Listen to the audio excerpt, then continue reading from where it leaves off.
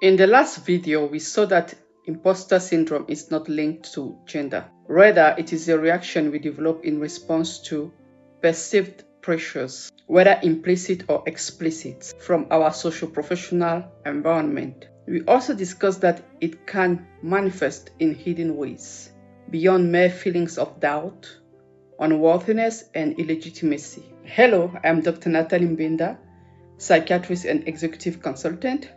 Today we will continue discussing imposter syndrome to foster a leadership that proactively accounts for the mental health of its teams and the systemic well-being of the organization. Following the preliminary research by pioneers Kleins and Imes, cognitive psychologists were able to prove that imposter syndrome is not a stable personality trait, but rather a reactive state. This occurs particularly during transitional periods, such as promotions, hierarchical changes like joining the executive committee, or even changing companies. These peaks observed during transitions indicate that these reactive states are linked to the influence of the professional environment and its dynamics on the employee. The 2021 research by Tolshian and Berry went further, demonstrating that this phenomenon more heavily impacted those who,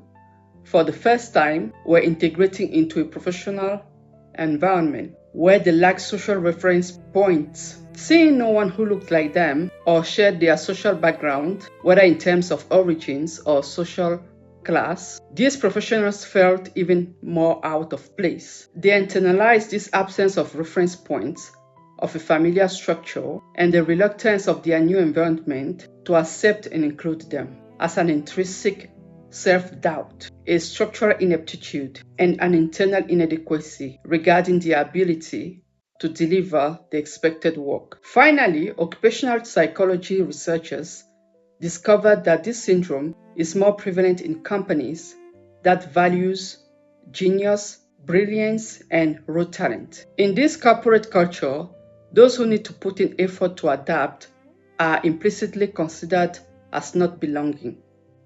They are at higher risk of developing imposter syndrome. Conversely, this syndrome is much less pronounced in professional environments that advocate for effort and progressive learning. We see through this history, whether it involves women, individuals from minority or different social backgrounds, or people who simply do not fit the typical sought-after profile, that in all these cases, there is no evidence of a biological deficiency or a permanent character trait applying to those affected by this syndrome. It is a social-professional phenomenon.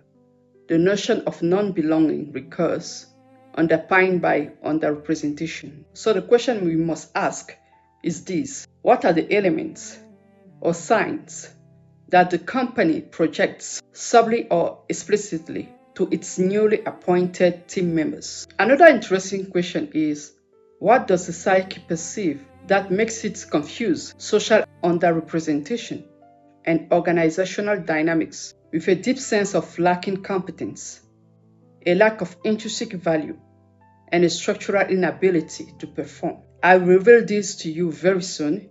In fact, from August, we'll be hosting Masterclasses online and workshops in Kigali. I invite many of you to book your seats. Check out the links.